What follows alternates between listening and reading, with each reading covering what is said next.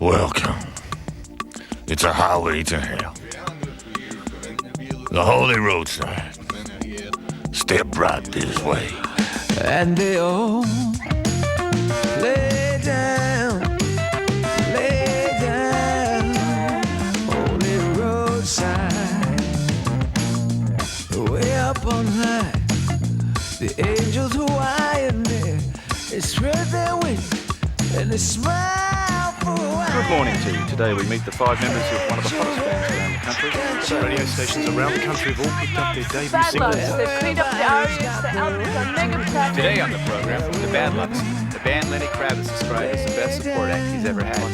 Classic hip with contemporary slang. Influences such as Aretha Franklin and Rachel.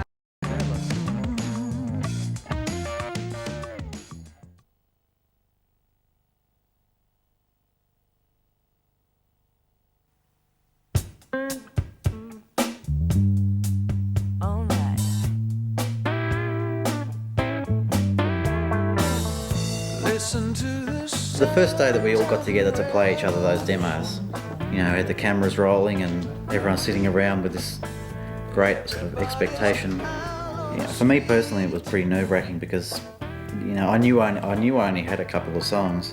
You know, Jack came in with a list as long as his arm. These are my tapes. John, who was supposedly the new member of the band, he had more songs to play than I did. Michael had 3 or 4 albums worth of songs. For the first album, there was however many years, 3 or 4 years of actually playing the songs live and all that sort of stuff. For the second one, it was more or less just a batch of songs that people had written at home, and no one had any idea of what anyone else had written, basically. Hearing them for the first time for me was like total relief, to be honest, because I was so scared because everyone said they didn't have anything. It was pretty hard to take in everything, really. Too many songs. 36 songs. Well, 36 sort of near songs. Good and bad images covering like grease. It's a lonely, lonely ride. By the time you find a reason. The exciting part about listening to those songs for the first time all together is there they are, there's all the seeds. There's all the songs. You see before you what the album's going to be. It's really exciting and it's terrifying at the same point. The second album in any band's career is a crucial point, particularly with a band such as the Badloves, who have had a very successful first album. The pressure that surrounds the follow-up to that is quite enormous. You know, are you going to repeat the same success that you've had with the first album? And obviously what we're all aiming for is to actually not only repeat that same success, but to build on it.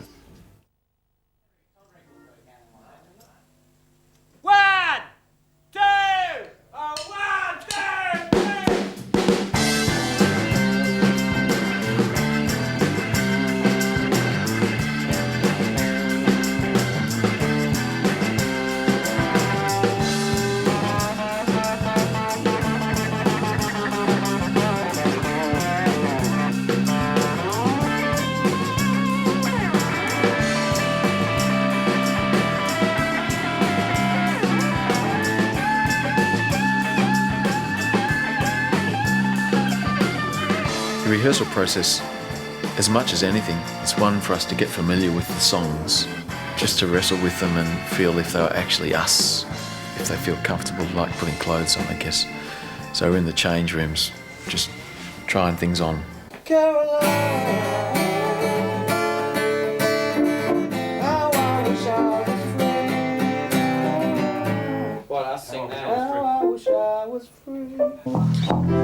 John, what happens if you actually use your pad like that?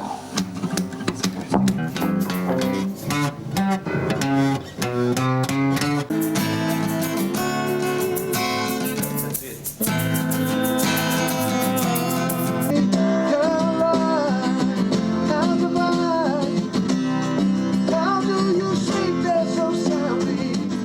By the end of basically the rehearsal periods, even before they started recording this album, we really wanted to have a feel for the character of it, almost even have a track listing in our minds as to how the album would sort of come together and how it would actually sound.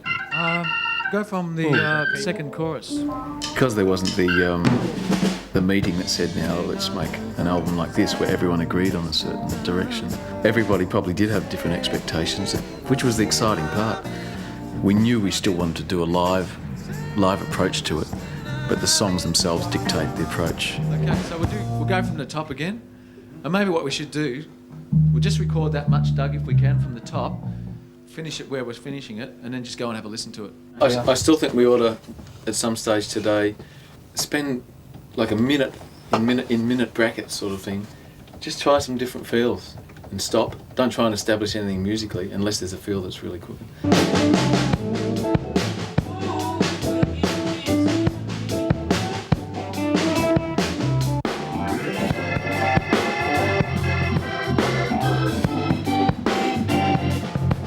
I mean, we were eager to actually capture that energy, to capture the groove stuff, and I guess that's a legacy of 2 years of constant hard work on the road, and that it is more enjoyable to be playing that style of music, but it's not, I guess that's a one-dimensional form of communication, whereas a song can be something that's special to a person. They attach themselves to it, they attach an emotion to it. Jasmine's in blue. I know that you'll soon be gone. The only woman I know to hurt me so, and other flowers will grow in my garden.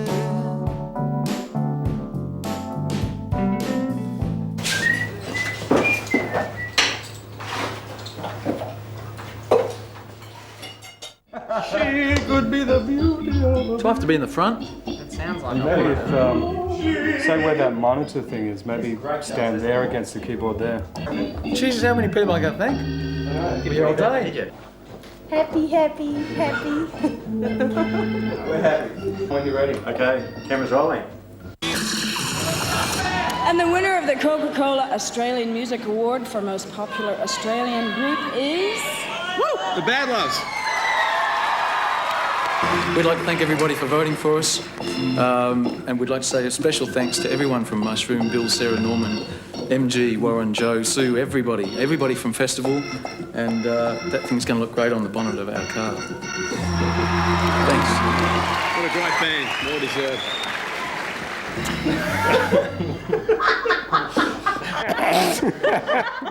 Actually, I might take it. You can take it back to the office and give it to Suzanne, and we can put it up next to the arias in my office. Okay. And the double platinums that he's going to get soon. I'll photocopy it for you, Tony. Oh, thank you. I'll present everyone with their own photocopies. Yeah. I mean, if you want to do it, if you think it's good enough, you can just go and, if anybody can just go ahead and rewrite the lyrics if they want, you know. What were you sort of what was it about roughly? It's about fucking, hey, can't you get an idea from the lyric? Can't you get an idea from listening to it? Well, sort of, yeah. I intend to lose about 3 songs today. Yeah. Get them out of my system and forget about them. The worst bit of the whole process is just picking the songs. Like knowing that there's songs that you've slaved over and they just get dropped because unless you're going to do a double album, then 36 songs is too much. It's a really amazing feeling, first presenting a song, and without anyone saying anything, you almost know that it's wrong. What were you thinking? What could I possibly have been thinking? This will never work for the band. It's just that initial thing where you've got to get over the fact that people won't like everything you do and not to take it personally, which is hard, on something that is the closest thing you'll have to having a child without actually having one, But what do you think? You want to do it or what? Yeah. Well, no, it seems very enthusiastic. It's really quite funky. Do you think it's too funky for us? I wouldn't play that. I got no problems with trying anything. Mm. It doesn't take long to do it. So we have a bash at it. Yeah, might as well.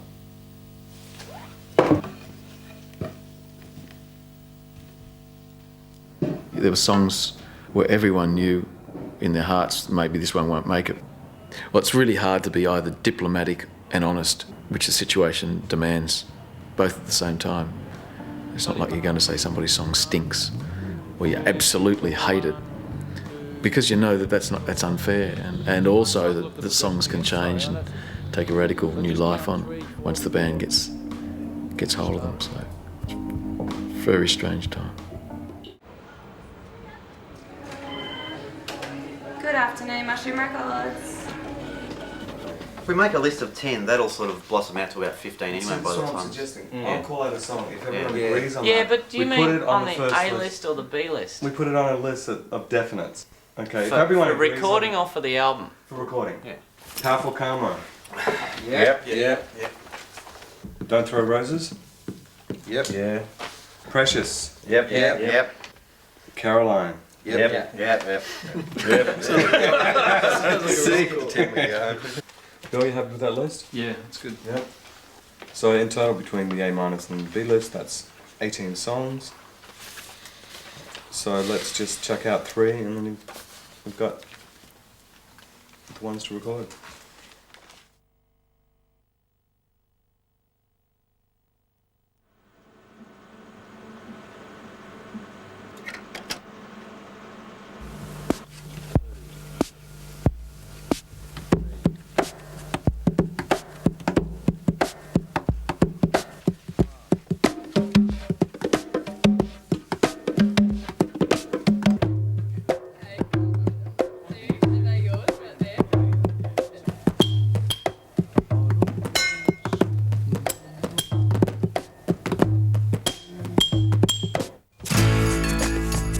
So you finally found the time, making molehills out of mountains. Yeah, what's yours is surely mine. Let's not argue over nothing. It's full in your mind. Norman's idea of this album was that from the first bass drum to the last vocal overdub, we wanted that to be done in a month, which was, you know, fairly sort of ambitious, you know, like, especially at the rate we work, you know. Have you got the tracking there? Not No, yet. but get a set of cans. Yeah, get some. Nah. Get a fucking set of cans. So No, did you no. just watch the lead there? You don't need cans. No, I'm just kidding, guys. Oh, I'll okay. just watch you. What are you doing? How are you going to know what parts are coming up? I think you should wear some, Jack. I think the band does work far too slow. You know, it's nothing to just fall into a chat about cars for 2 hours and stop everything. Well, this car's a 67 Falcon. Actually a 66 design, but this is a 67 model. The XR. Apart from the fact that it's incredibly stylish. Oh no, it's the bloody cops! One thing I like very much about this car is it has a radio. It will give us a competitive edge over our competitors. Not my dream car or anything, but it's a step in the right direction.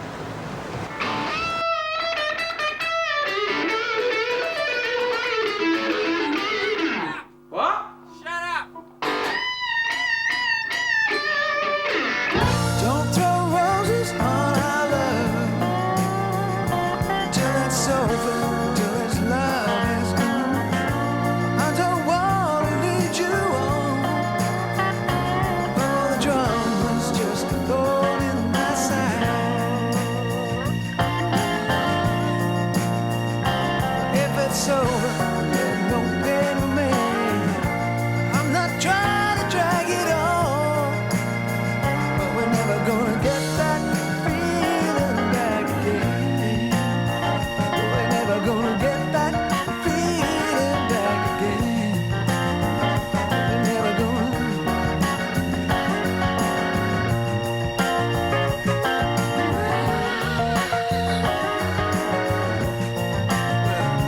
Till it's over,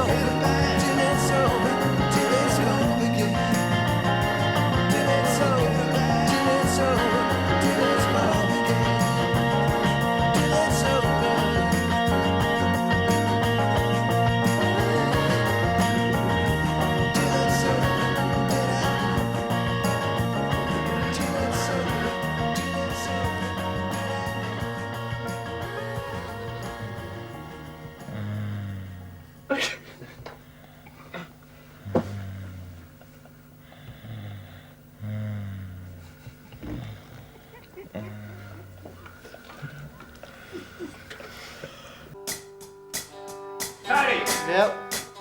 The most frustrating thing probably is just the time spent doing nothing.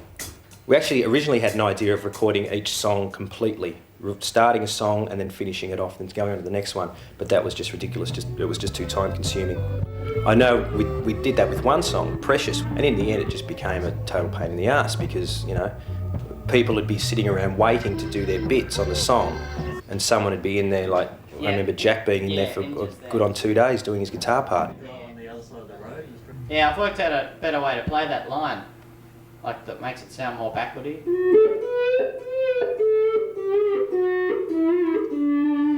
I mean, it's much easier to get the guitar sounds up and to go from track to track, rather than have to wait, everybody be in the studio and wait for this certain person to finish their bit, then you go out and do your bit and all that sort of stuff.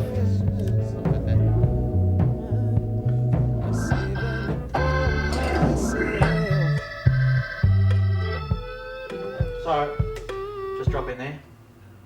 I mean, what we've got there is alright, but I mean, if I can do a better one, well then we can get rid of it. Yeah. Good. Lunch.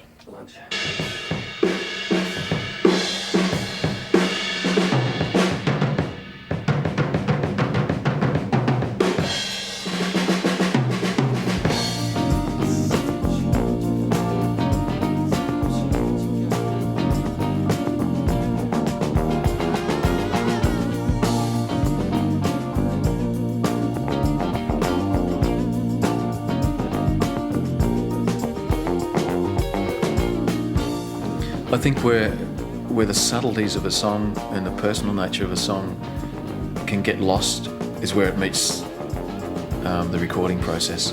Because once again, a band is a big, cumbersome, loud beast that's better suited to doing full-on rock and roll stuff. That's what it does best. And you can get so caught up with the cogs turning and tuning drums and changing microphone positions and an hour down the line still not getting quite the right sounds that you wanted. And so with all that happening, it's really hard to stay objective and stay focused on the song itself. Traditionally, that's where a producer comes into the process. You got your first section. Yeah. Then you got the however many bars is it of your guitar part. Yeah. It sounds to me like you should sort of reintroduce the first part of the first harmony thing there. The thing that makes Doug different from a lot of producers is that where a lot of producers would say, look, I'm producing this album, you've got me here to put, you know, my production style into your music and I want you to play it this way. But Doug, he'll offer you his advice and, you know, he just gives you confidence to develop your ideas, not really so much put his sound into the band. Yeah. That's hot. That feels really good.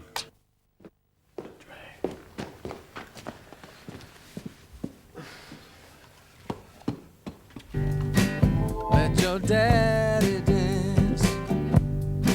See your daddy dance. I hate these fucking songs. I just can't play this style. It's not even that I can't play solo, it's just this style. I'm not sure. It's a nice track, it's very nice to play. Nice. It is. Nice is a very ugly word, John. The bass play is very nice. It's offensive. Sweet. Quit it. Quit it while you're... Right, let's play the fucking thing. My barefoot bride, lying silent by my side. No, it felt good to me, that one. Yeah, no, it felt good. I made a lot of blues and things. I only really heard one, Michael. Could be time for dinner. Could be time to go home. Start fresh tomorrow, boys. I reckon the bass bit going into the solo feels a bit, sounds funny. Well, it was Michael's idea to sort of bring it in a bit earlier, and there's nowhere else where that actually happens. So. Like, it fits over it, but it just sounded a bit too poppy. But actually, the G straight after that is really out of tune too. Love like no other. It feels a bit sluggish actually for me. Because of the spirit of the song, even though it's a bit melancholy, it's also supposed to have a bit of bounce to it. Or that's the way I feel it when I'm singing it. Yeah.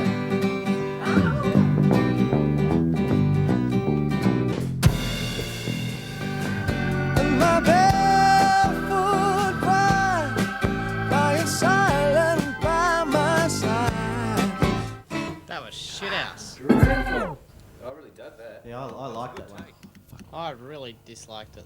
Well, let's do another one. Let's do one more. Yeah, you do that. Fuck! You're doing it fucking wrong.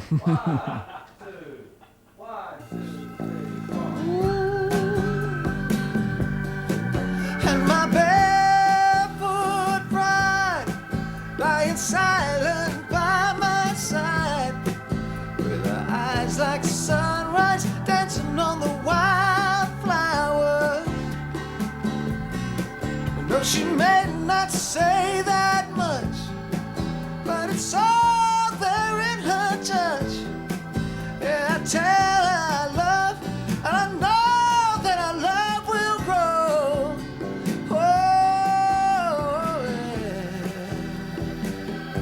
It seems such a basic, simple, easy song. It's the sort of song that you sit around with your acoustic guitar and you just play it and sing it. You don't need anything else. And so then that would then appear to be a very easy thing to capture, but it wasn't. I don't know whether we were too heavy-handed or whether the mood of the song nobody felt comfortable with, or I really don't know. There must have been 10 sessions, I reckon, where we tried it and just aborted. It just eluded us for so long, for whatever reason. Oh, yeah. And it felt like tomorrow was a million miles away.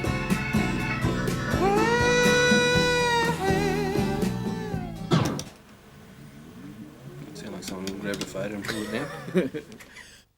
But maybe while it's in here, you could maybe just give me a quote on the rings. And, I mean, if they need to be done, I'll get them done. But if you think I can get away with just a service... What should I like now? Oh, she runs really well. Want a drink or something, mate? Would you like a cup of coffee or something? I don't know, we got time? I'm just having morning tea now. The album's very good. The one in the tape that you gave me, beautiful, mate. I mean, listen to it all the time. Like I said, the first track, or the first side. First side. I prefer that better. I mean, I don't like every song on it, but there are a few that I like. You know, the Tennessee, I think, is it Memphis? Memphis. That's a nice song. You know, because it's got beat to it. I mean, I like music with a beat. Yeah. I'm not into, you know, like mushy shit, you know?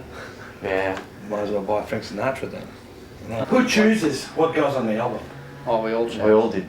Don't you get a second opinion from, say, other people around? Because you listen to your music, Yeah. you write it and it's got meaning, you like it. But the thing is, we're the ones that have to go out and tour and play the songs 7 nights a week. Yeah, but that's so we have to be happy with the songs. Yeah, but it's your job, man. You want to sell records. I mean, it's not so much that you, you know, like us here, man, we do jobs that we don't like, but we still do them. And it should be the same with your records. Like, I didn't even know who you were until you told me. And I said, is it bad luck? I never heard of the bastards, you know. Who are these mob, you know?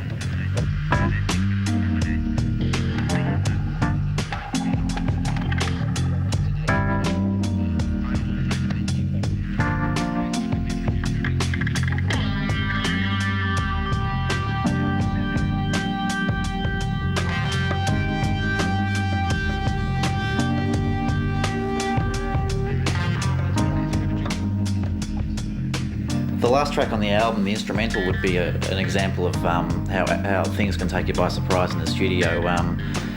For example, the radio static noise that you can hear in the background was completely unplanned. I went in the studio to play this Wurlitzer part through a wah-wah pedal, and everyone said, "You can hear some fantastic sounds. Your wah-wah pedal's picking up 3 or low. Leave it there, you know." Yeah. So what was to be the probably the best keyboard playing on the album was actually upstaged by Tim Lane's commentary on the cricket. If we were to take enough drugs, we could just make the whole album this. This would be fascinating.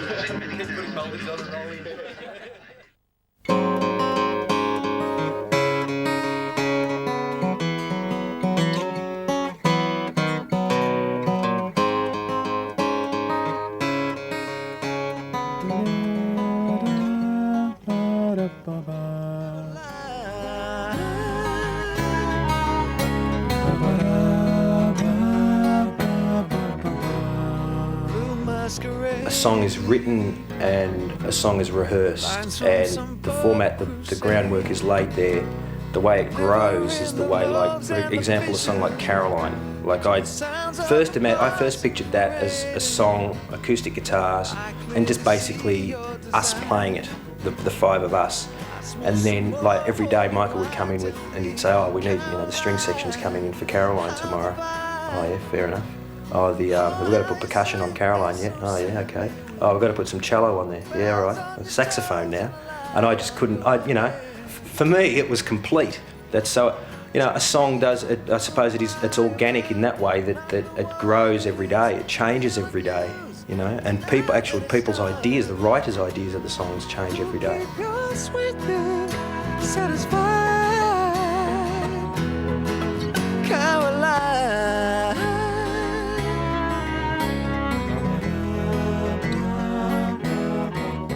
We lost a song of Michael's called Don't Throw Roses.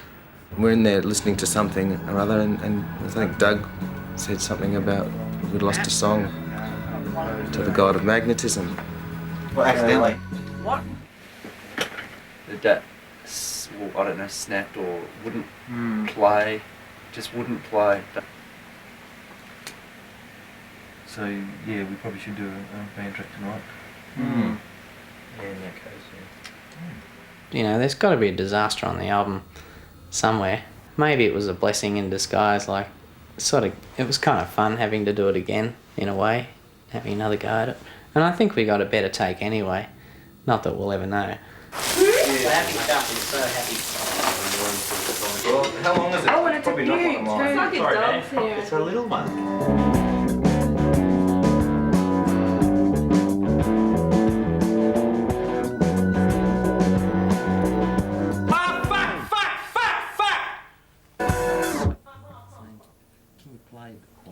Whose fucking idea was it to redo this thing anyway?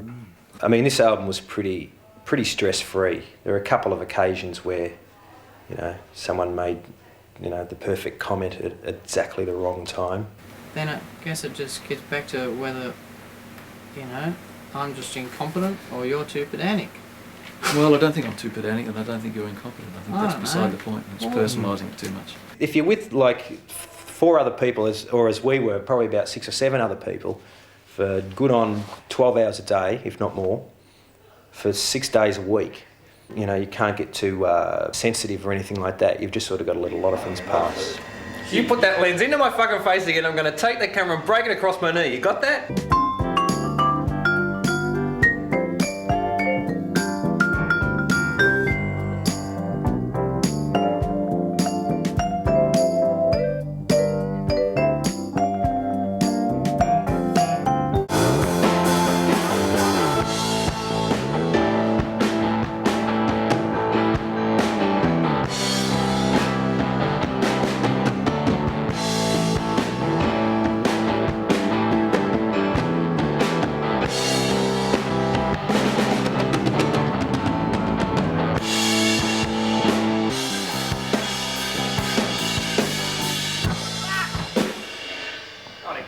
Broken another string! Fuck this! Did I come in one too late This then? is just fucked. I reckon we should record the drums on their own, then I'll come in and play bass. That seems to be the only way these tracks are working. This goes totally against the Badloves grain. Yeah, no, the Badloves are the most pedantic tuning band I've ever worked with. Really? It's just me and guitars. I just can't fucking tune the things. Like, No, it's not that at all. but it's always really difficult. It's just always the same. Like, everyone else can play open chords and get the fucking things to sound good, and I just can't do it. It just, all my life I've been trying to tune these stupid chords. Jack has a hell of a lot more trouble than anybody tuning his guitars. I think that's because he gives them such a hard time.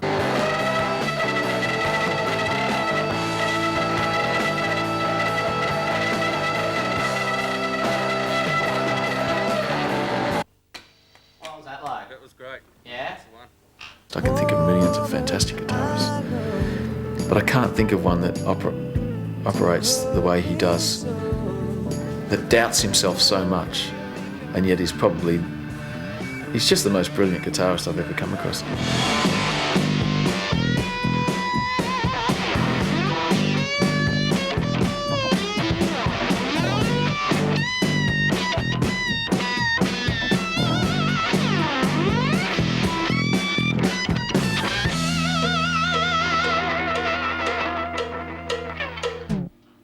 sound sort of shit house or too normal?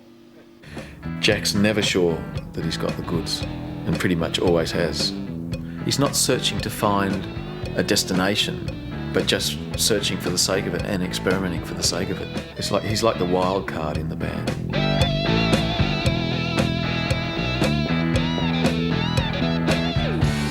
Nah. Go another.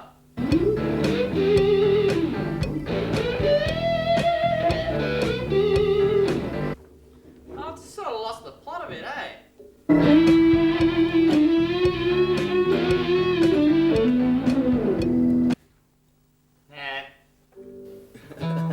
First one was a beauty. Nothing. As often as not, it's us saying, forget it, that's it. Done. When, no, the last 3.5 weeks for this solo is getting a little bit too much. What do you think, Happy Champ? I'd really like to move on to another song. Yeah. Let's put 1:15 is the deadline, Jack. Okay. 15 minutes. Now, what worries me, it's still something that's just in my mind constantly, is that we're not going to have a record, and I think you shouldn't underestimate it. Like you have a look at a lot of the tours that haven't worked. It's been because if there's been a record, it hasn't been a hit, or there's been no record. Uh-huh. I don't know, can we get something out quickly? Can you do a tour EP or anything, like even to radio? No. Okay. No. I just want to state that. Yeah. That I'm, like, without a record, it's not as easy as you might think. Yeah. Okay. Did you get us on the door for tomorrow night? Yeah, you're in, and they are on at 11. You know, I'm the boy who cried wolf, you know, without a doubt. You know, if I've got anything negative to say about touring, it's not heard, because it's just Tony having a whinge again. Gee, that scares me. Another tour. Another tour, Tony. If Anything worse. well, Tony. Shut up. Tony. There just has to be something to look forward to on tour, and like as much as I think about it and try and look at it in a positive light, except for, like, the gig is enjoyable, but what about the other 22.5 hours, you know? Well, Tony, get out of the fucking business. You know, there's no good whinging about it. Nobody's going to listen to your whinging. If you want to do it, do it. Otherwise, don't do it. If things keep going the way they do, it'll just be another tour after another tour after another tour. So what do you have a real problem with, Chris? You just seem really not happy with this way of doing it. Only the money side of it. I just think we're paying too much money. You know, I mean, that last tour, sure, it was... I mean, the whole thing was great. The whole name, to me, the name drew people. It was it sounded great. But, like, you know, to pay out, what were we paying? Over $2,000 a night in supports. It was just like, you know... You know, like, if you have a real philosophical problem with it, I have no problems putting you guys out there by yourselves and picking up, you know, $200 schlepped off the supports. But believe me, your tour won't be as successful as it's going to be. Yeah, I don't know. I mean, I can't totally agree with you. You know, I think if we can't go out on our own right, then we shouldn't do it, you know? That's it. But that's bullshit, Chris. That really is. Like, I think what you guys have to establish over the next few years is that you can tour without an album and still draw people, and this is what we're about to go into. So if you want to be drawing a salary in 3 years' time without an album, or maybe without a hit album, this is what you're going to want to be doing. You're going to want to go out without an album and still draw crowds, and this is what we're trying to do. I think in these sort of situations, you just got to. That's why you pick a manager who you have faith in, and like if you just got to. I mean, because he knows more about the marketing side and more about everything else apart from the music than we do, you know, and that's why you've just got to trust him. If he fucks up, well then that's when you get rid of him. But until the point of him fucking up, you just got to trust him, you know. Like passes, I could put Jackie's could tell the whole freaking world. Who did this? Names on the Scott. Really? So if you can just to be able to tell from this, nobody needs them. The theme continues.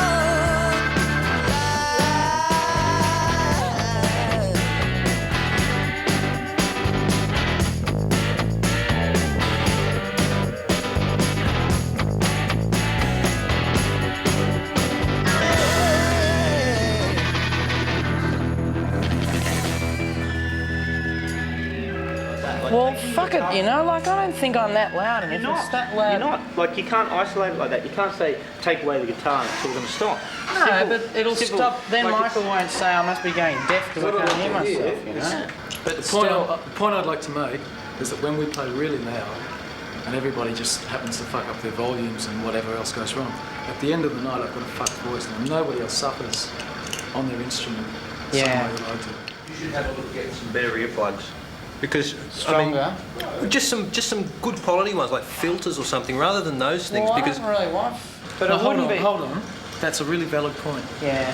As soon as you've got plugs in, you play at a louder volume than you otherwise would if you didn't have plugs in. And you don't think you're loud, but you are, because you've got fucking plugs in. Take them out, that's really, really loud. Really loud. It's the same as if I took my plugs out, then everything would increase. It doesn't just decrease my guitar volume, it decreases the whole band.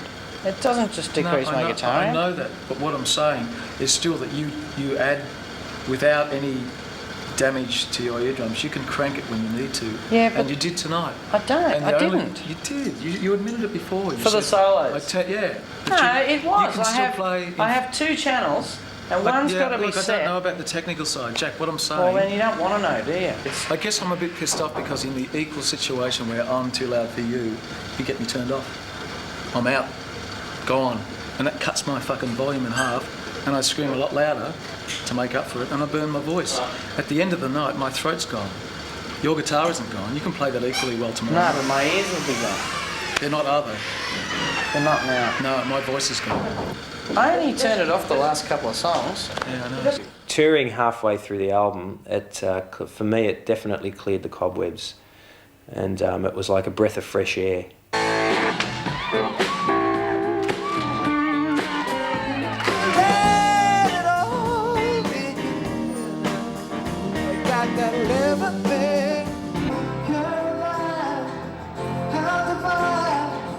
We're probably playing better now than we were when we were actually recording the album, but not so much to the point that it's going to really be detrimental to the album. I still think the album's got some good playing on it, but I think we've probably loosened the songs up a little bit more as we've toured them.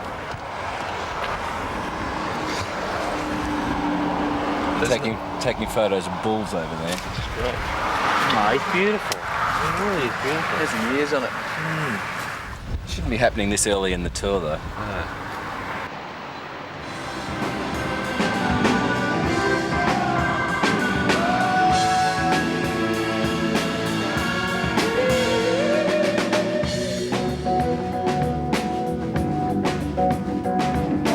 Oh my God, there he is right now. Seriously, Tony, we have been telling the cameras how much we love you, okay? Sure thing. It is I'll be watching it back just to... Can you seriously watch out for us because we're going to be going crazy? Seriously watch out. Not just watch out, seriously. Seriously watch out. I better go back because I'm just... What time of day?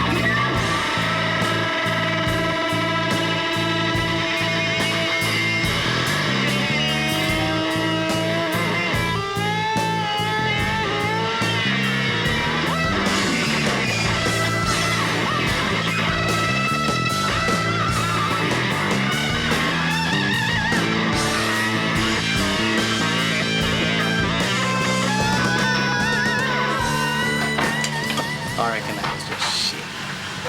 Why?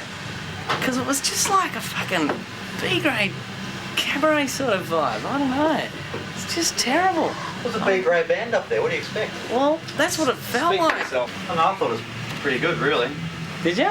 Like, you know, I jump into down vibe anything if I possibly can, but I just really liked it tonight.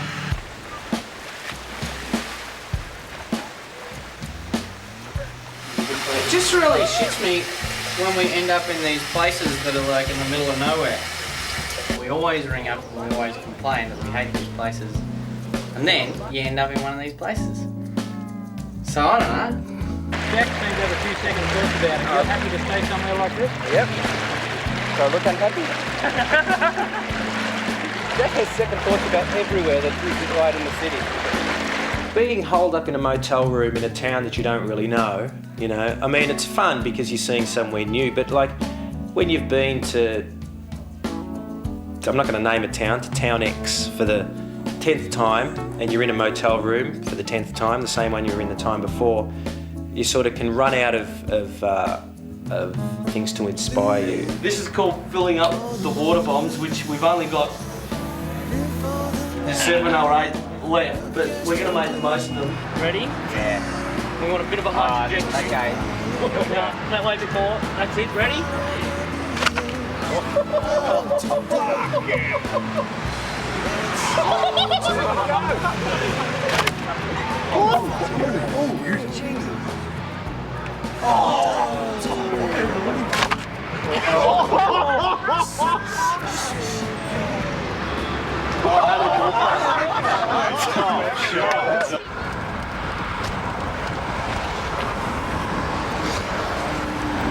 Hey, Chris, can I drive? No. Why not? Because you're a very bad, dangerous I'm not a driver. bad dangerous driver. You are. Driven this road more times than you've fucking had hot dinners, mate. Did your dash in Tasmania? And They just don't trust me. You always drive, Chris. Yeah. Well, give someone else a go. Not lifting the black buck. It's my job. Fucking hell. He's a prick. Thanks. See, Pat, when he's at home with you, he's a nice guy. When he's on the road with us, he turns into a complete arsehole.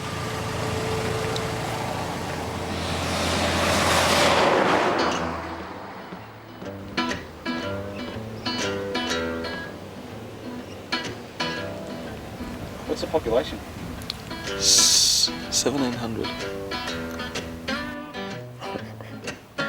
What the hell are we doing in here? Who knows why we're here? I really don't. Don't understand it. It's 7 hours, sort of in the wrong direction, as far as I can tell. So, but there are people here, and it's just like a travelling circus. You got to go where the people are. Move over and access Guns N' Roses and U2. I have a few of your albums, and I'm looking forward to more.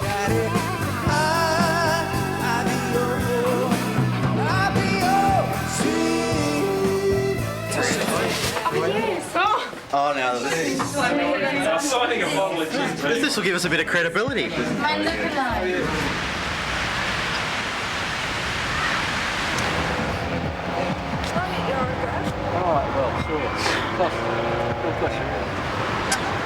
Can't escape it. Oh, well, I can. He can't. Alright, that's not on. It's not on. No, it's been blown out. Phosphid's blown out. Oh, really? Guy didn't come through with the money. So diesel playing? No, the whole thing's been cancelled, yeah. So what are we going to be doing that weekend? Well, nothing at this stage. Shit. Oh.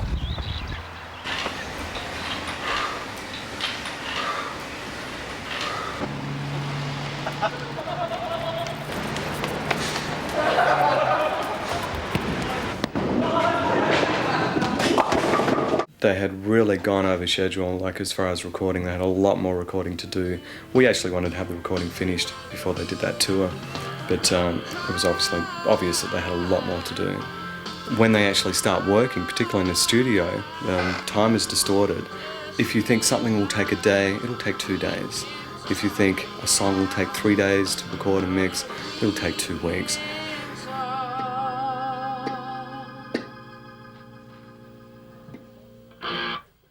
I need this single finished by Friday. Oh, do you? Yeah. Oh, shit. Don't you remember me telling you this?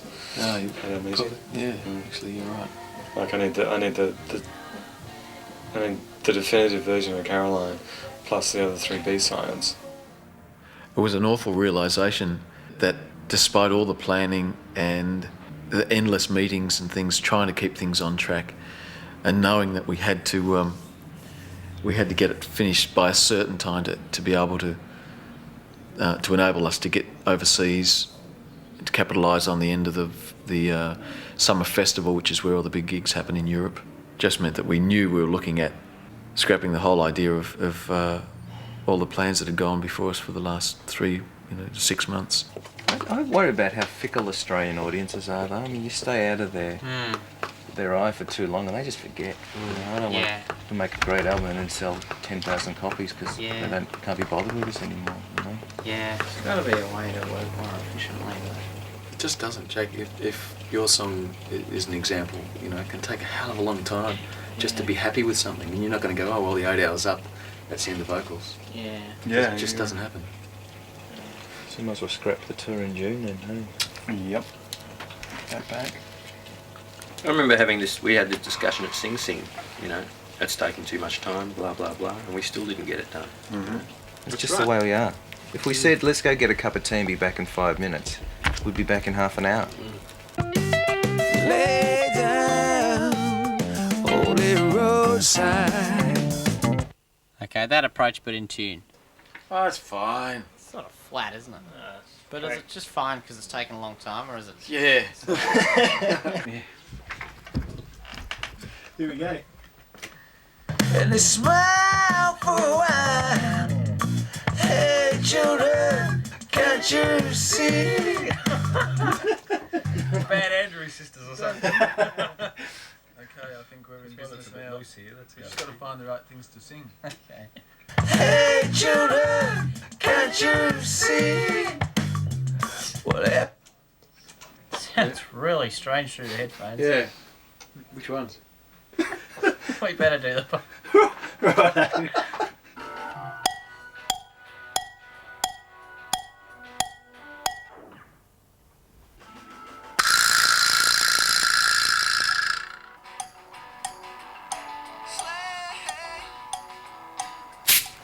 Once the recording is underway and you can see the end product coming, it's very important to start coming up with ideas and start formulating plans as to what we're going to do promotion and marketing wise once the album actually comes out.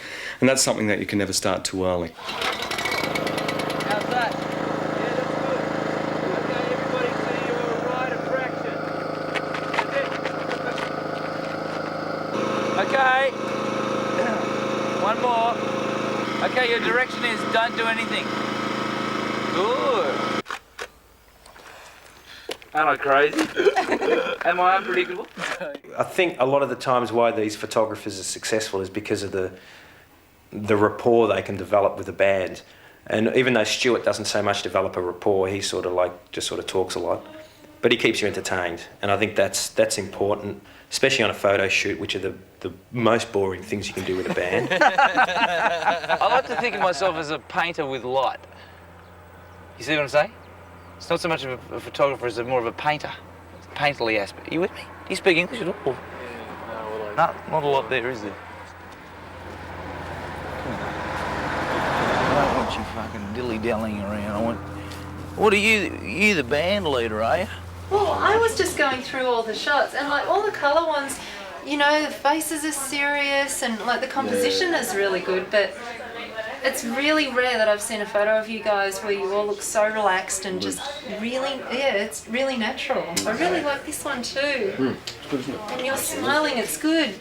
Then we've got the road, but it just doesn't do that much for me. That looking at it like that, it just seems like it's, you know, been done before type thing. But it's so cliche that we're about the only people that do it. Oh, I think it's been done before. Anyway, so then I got one of these black and whites and did this sort of thing. That's really nice. I think that's a lot less pretentious in this photo too. Yeah. This is a bit like we've had a platinum album, we all bought new shirts, and this is our new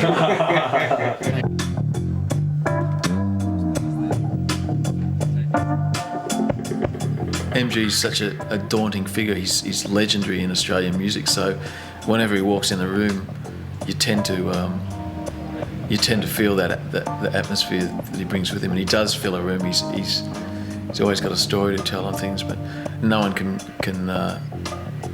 demand the attention that he does.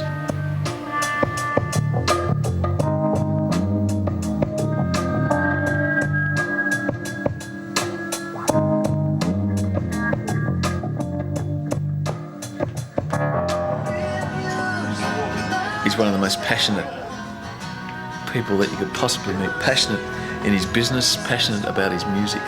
He's a man that works on his instincts, and his instincts are good. Can we hear that again? Yeah. And louder, either louder or through the big speakers? I'm a 70s child, man. don't think the vocals that great on that. You don't like it? Well, I don't think the vocals that great. It just lacks a bit of Yeah. bite or presence. Yeah. Or it's just not in your. Well, you mean the sound or the performance? Could be either. Yeah.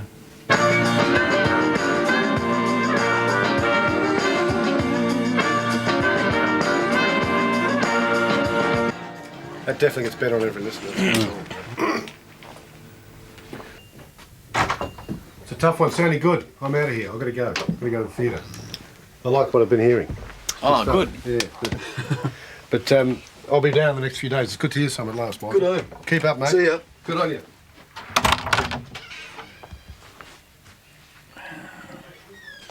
The feedback I was getting wasn't overwhelming. I mean, it was positive, but it certainly wasn't overwhelming.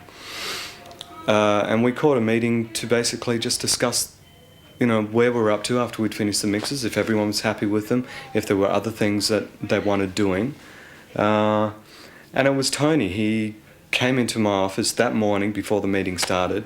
He sat down at the desk there and said, "I'm not happy with any of the mixes." I said, "Well, that's really interesting. This is the first time you've said it. You've got to say that when we go upstairs." And he said, "Oh, no, I couldn't tell the guys that. I couldn't say that." And I said, "Tony, you have to say that. That's really important. I think you might be surprised the reaction you get." And so when we went into the meeting, he said that, and that opened up a whole can of worms. I mean, to me, one thing I thought with this album wasn't going to be as layered as it is. It sounds like there's 48 tracks on just about every song. I thought it was going to be really quite sparse. Everything seems to be really stacked on top of each other. It's really stacked, and there's not a lot of space in between things. Don't Throw Roses is it isn't like that. You can actually feel the ambience in it, I reckon. Yeah. I think the phasing in Parachute is too, I don't know, it comes in too soon or something because... It comes on too strong. It's like... Because see, you lose all, you stop listening to the song and you start listening to the effect. A couple of the more energetic songs are actually lacking, I reckon. Slave and Falling. I mean, it's obviously moved away from what we actually originally had in mind. That was more of a live album. It's moved well and truly away from that. But what we need to know is, are the mixes heading in the direction that we want them to? Alternatively, if they're not, maybe we need to get somebody else to remix it, and that's the thing that you have to think about. Do you mean get the whole thing done by somebody else again, completely from I'm just scratch? throwing ideas into the rain jack. I'm Because not I reckon suggesting anything. I'm just worried that it seems like there's a lot of work to do here now. A lot of fix-ups and a lot of remixes, and I don't want to be staring down another week, maybe another 2 weeks remixing, and then the same thing to happen. Like you're still not entirely happy with what you've got. Like I was saying, if you want to have a flavour to this and go in a particular direction, you've got to make sure that you're not compromising any of the tracks. You're not compromising what you could actually get out of any of the songs. But whatever happens, if we choose to have an outside person doing the actual mixing, we're going to have to let go of it to an extent. We're going to have to understand that it's going to go slightly different flavour than what we're used to.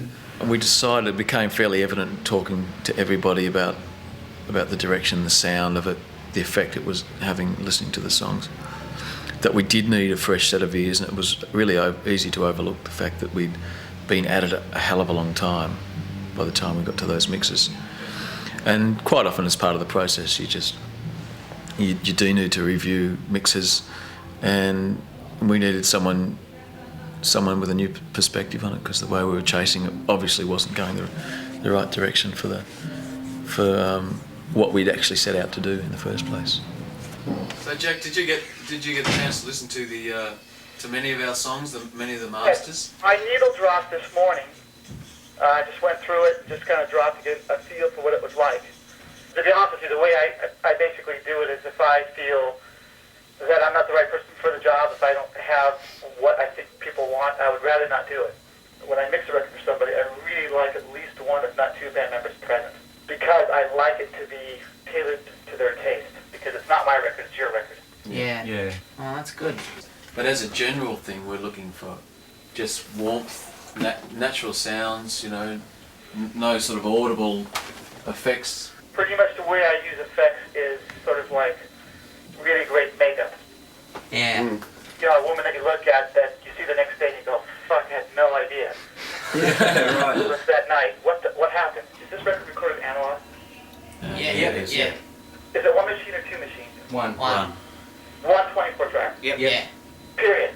That's it.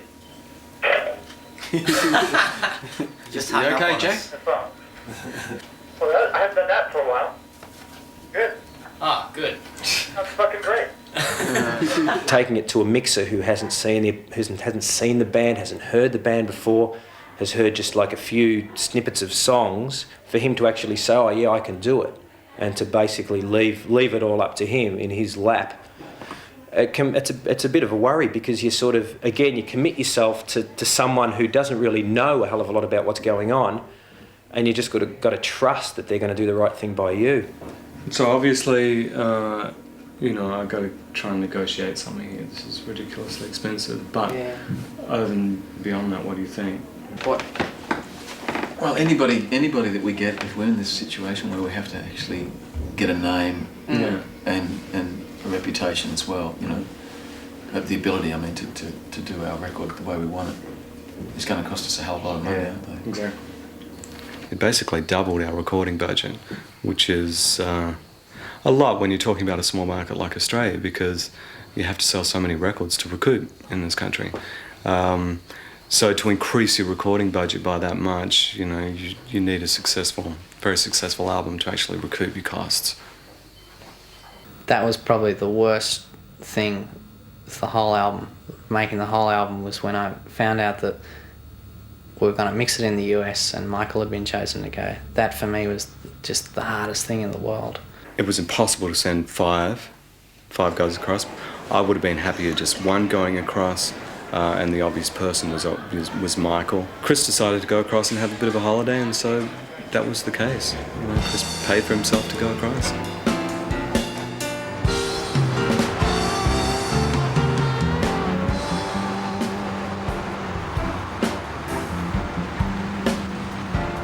So my thing was like G90s, I want to take everything that's cool about the 60s as far as like the honesty and rawness of it. But I want to take the tone that some of the 70s records had, the late 60s records had. But I want to marry it with like the punch of the 80s. The real in-your-face fucking like aggression. So if I want to get the whack that you get, the friend of the note, the real attack that you can get, this guy will do that. And then, the classic Fairchild. Which now is going for $15,000. Best phases and flanges ever made, these MXRs. This is what pretty much all the Beatle records were used when they used, how the maracas on Stones records and Beatle records have that sort of like... Really harsh. That's this. You put it in there, just boom, done, it's there, done. Finding Jack Joseph was a real coup, because he was the only person we imagined was thinking parallel to us in the approach. And it was actually an educational process going over there. It wasn't like just letting it go to some stranger. We actually were involved in that process as well, and reviewing it with Jack Joseph as he was mixing, so it was pretty interesting.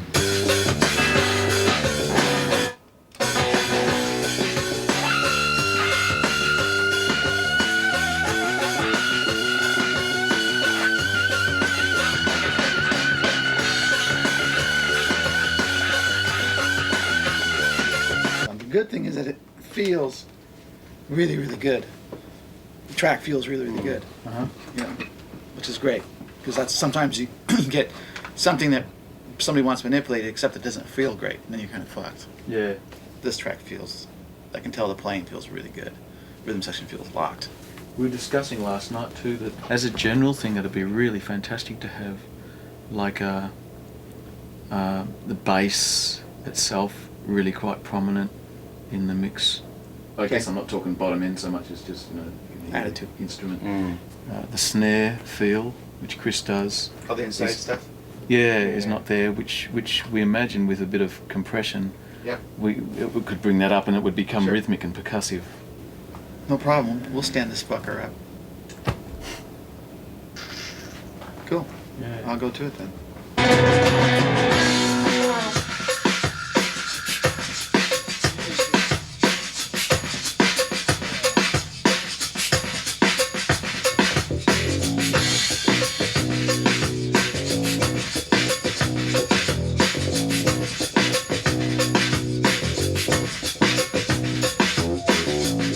Jack Joseph's about the most intense worker I've come across in the musical field.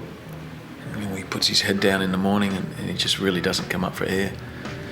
It's very hard to keep up with him. He's incredibly talented. He's got the most amazing set of ears. And I think he was more interested in getting the point of the song across rather than making it sound, fantastic.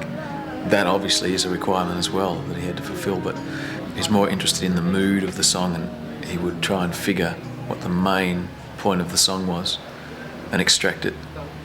This feels a little bit dark to me overall.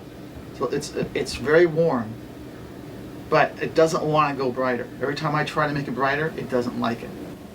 The voice, I'm still trying to get used to the concept of I've never heard my voice compressed, and the tone of it and that warmth. In this setting, it's much more aggressive sounding, the voice. It sounds more like you're really singing it, with a lot of passion, and it's very emotional. The other way, it's Michael Bolton, in a sense. Now there's a bit of angst in it, which I think there should be. I prefer that. Because the song, who's the guy is a bit of angst. Yeah. This is not a positive memory in a sense. And I want to get that feeling so that the song has power. It started to make sense to me after Barefoot Bride, because we started with the 2 rock and roll songs, the only 2 rock and roll songs. Yeah. And then this little lightweight piece of work. When I heard that song mixed, completed, for the first time in like 8-10 months or something since I'd written the song, that was the first time it had given me the same emotion as when I'd written it, the same mood, and it just flooded back. It was like I'd just written it that moment and just recorded it, so that was an amazing feeling.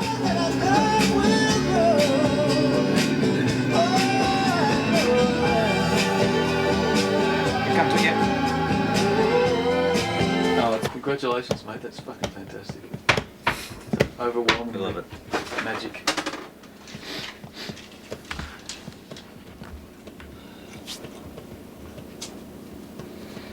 Yes, no, it's truly fantastic. You'll dig it when you hear it. More than happy.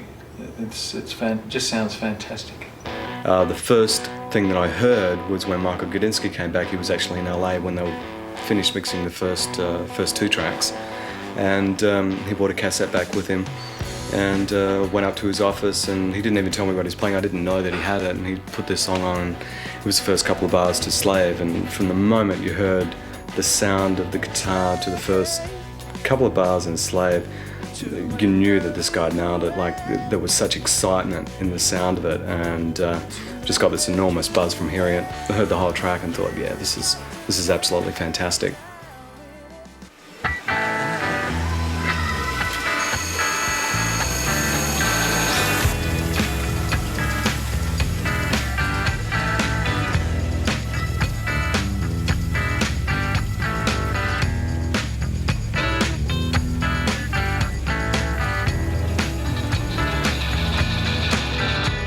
From the outset of writing till the time of release, we're pretty much a year's gone.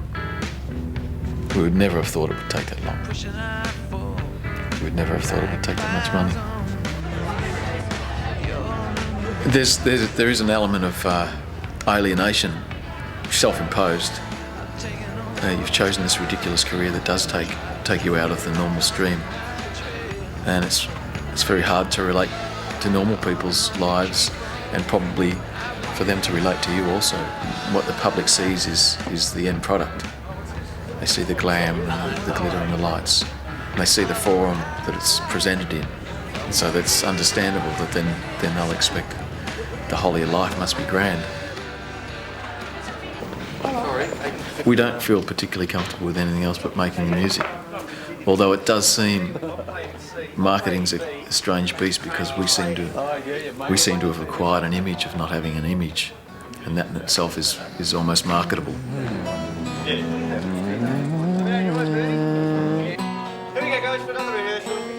The band isn't a purist band either. We don't have a purist approach.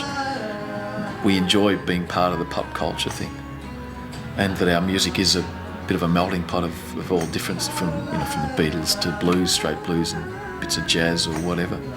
So we're part of it also. I guess we feel like at least we're doing it earnestly, and we're not doing it by sitting down with a master plan for a demographic. That's someone else's job after we've made the music, and however they go about doing it is fine, you know, because the people we're working with, we've got trust in it. I mean, we have to deal with the consequences of their marketing, but for the most part, we just take care of the music side of it, and then after that, we can be cynical about everything else we have to deal with.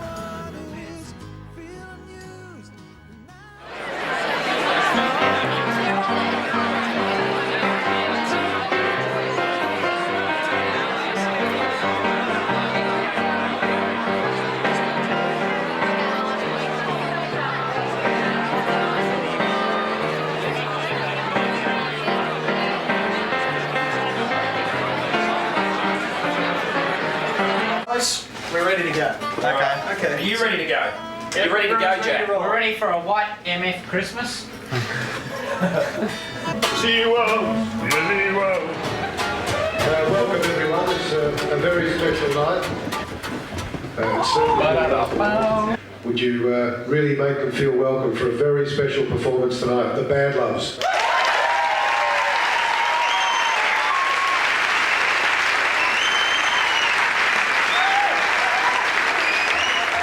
Thank you.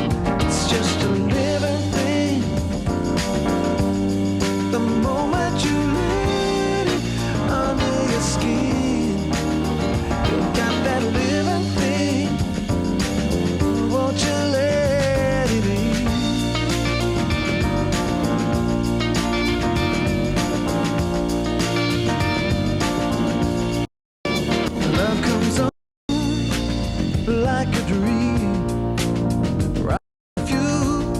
Soft machines, we have no secrets.